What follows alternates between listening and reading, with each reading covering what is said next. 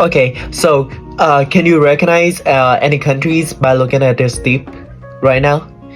Yeah, there is a country that is very famous for having a very vast regions of consisting of only the steppes. And yes, that is Mongolia. Also, because we have the steppe, and if you learn about history, if you know well about Mongolia during its peak era, it has expanded from the Poland to almost the Korean peninsula, and also reaching out to the Arab peninsula. So the Mongolian music also spanning from the landscape of Mongolia and Inner Mongolia. And in this episode, I'm not trying to separate them like from Mongolia and Inner Mongolia, because actually they're all interconnected, so it would be hard to disconnect them.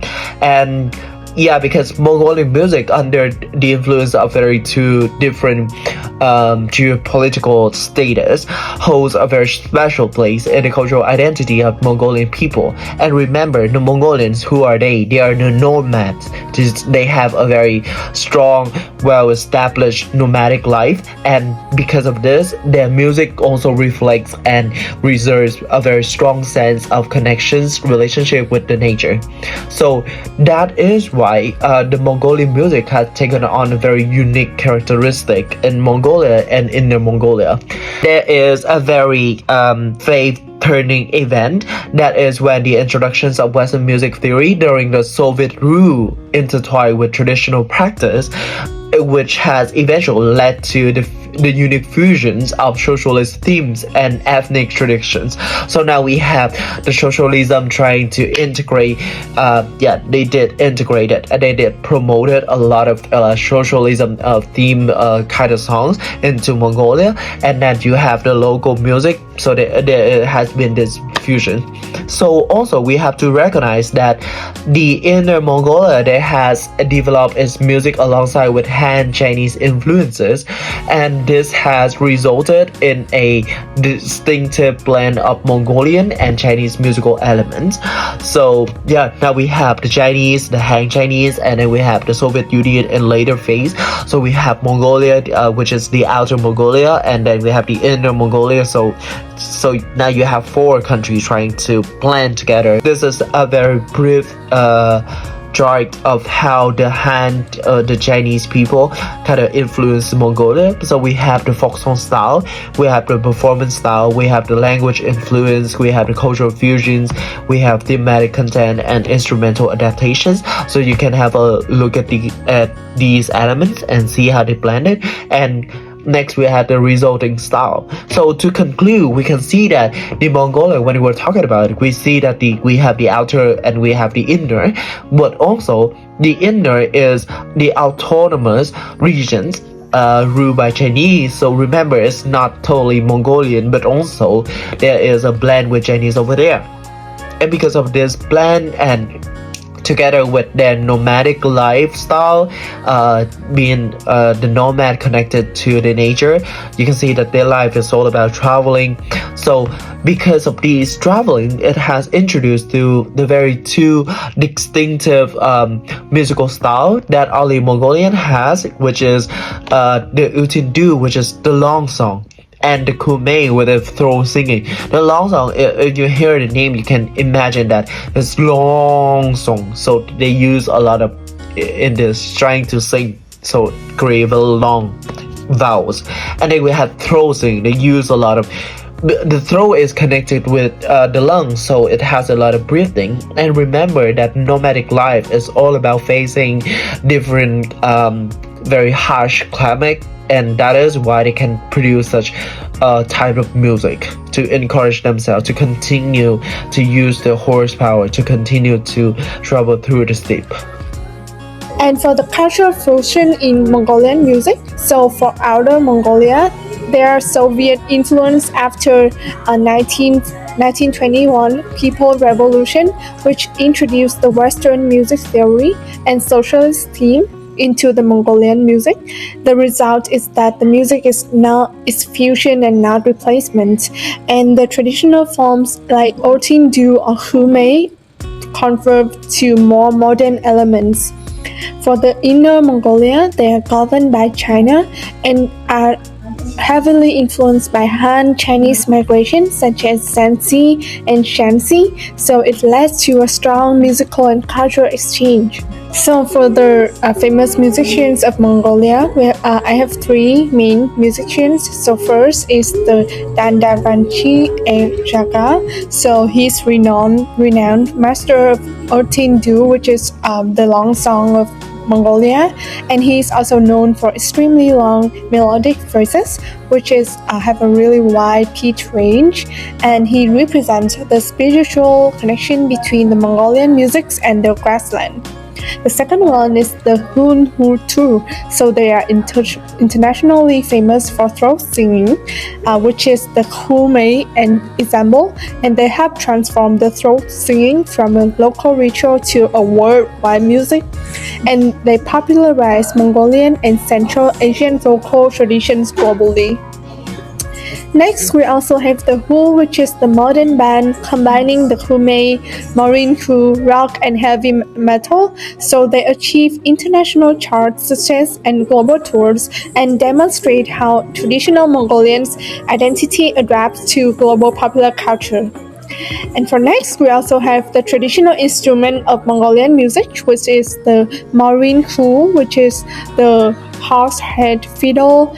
This is the national symbol of Mongolia. They have two strings, and those strings are carved horse head, which represent the nomadic life, the signature of Mongolia.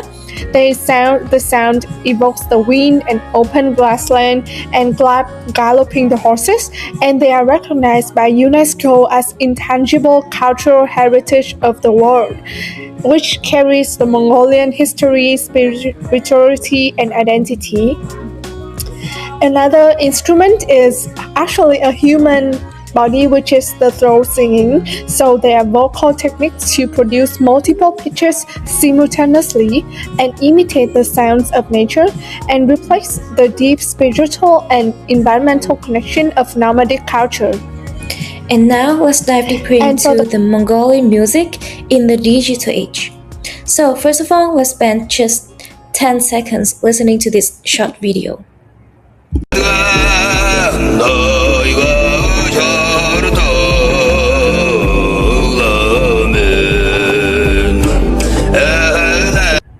And that is Khmer, which is one of the well-known examples of traditional Mongolian music, and it's also called throat singing. So it is a unique singing technique where one singer can produce more than one sound at the same time. Usually, the singer creates a deep and low sound together with higher and whistle-like tones, and this creates a rich and layered sound that often imitates nature, such as the sound of wind, flowing water, or birds. And what's really interesting about Khmer is that it doesn't actually focus on melody the way we're used to in the West. Instead, it's all about the vibe of the sound, the resonance, and the space it creates. This style really captures the spirit of Mongolian nomads and their bond with nature. It's often performed with the morinkur, and the sustained, haunting sound of the fiddle adds this beautiful and meditative layer to the music. And together, they don't want to make a sound, they paint a picture of the endless grasslands and show how much the culture values living in the harmony with the earth. And what's really fascinating is how well Mongolian throat singing actually fits into today's music trends. If you look at what Gen Z is listening to, lots of ambient tracks, lo-fi beats, and mindfulness sounds, Khmer fits right in. Younger listeners today are moving away from just catchy lyrics. They want soundscapes that feel immersive and grounding. And think of Khmer as the original ASMR. Those raw and organic textures provide a sense of authenticity and calm that works perfectly for wellness apps or even TikTok backgrounds. And it's time we stop looking at this music as just a historical artifact and start seeing it for what it is. It is a sensory experience that hits all the right emotional notes for a digital audience. And now let's listen to another example of cultural evaluation.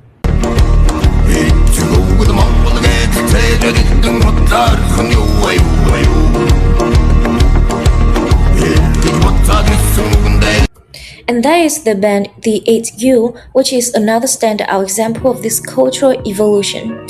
So they found international success by blending the raw power of throat singing and the modern chord with the structure of heavy metal. So some researchers have noted this fusion preserves their cultural roots while making the sound readable for the global audience. So musically, they use repetitive riffs and big choruses, which is a classic rock conventions, but they embed them with deep Mongolian symbolism. It's a perfect case study in how indigenous traditions can gain a whole new life through gen hybridization without losing their original soul. So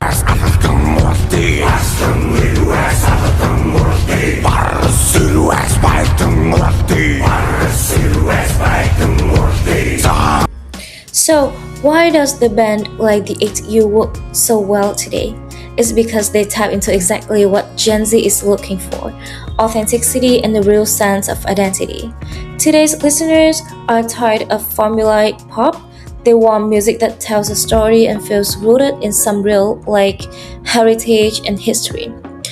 The 8U doesn't just play music, they use a strong visuals and Mongolian symbolism to turn their culture into a global brand that actually means something. It shows that in the digital age, traditional music isn't just a museum piece, it's a powerful way to tell stories and express who you are on the global stage. And finally, from a business standpoint, Mongolian music is a gold mine of creative opportunities. We're not just talking about performances; we are talking about integrating Kume and the modern core into film scores, video games, and even brand identities, especially for projects that need to feel epic, spiritual, or connected to nature. And the 8U has already proven that this is a viable global product with a huge potential for touring and merch. So for Gen Z creators and entrepreneurs, this unique sonic resource is the perfect bridge.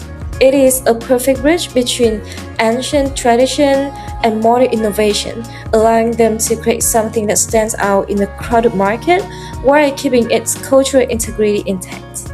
And that is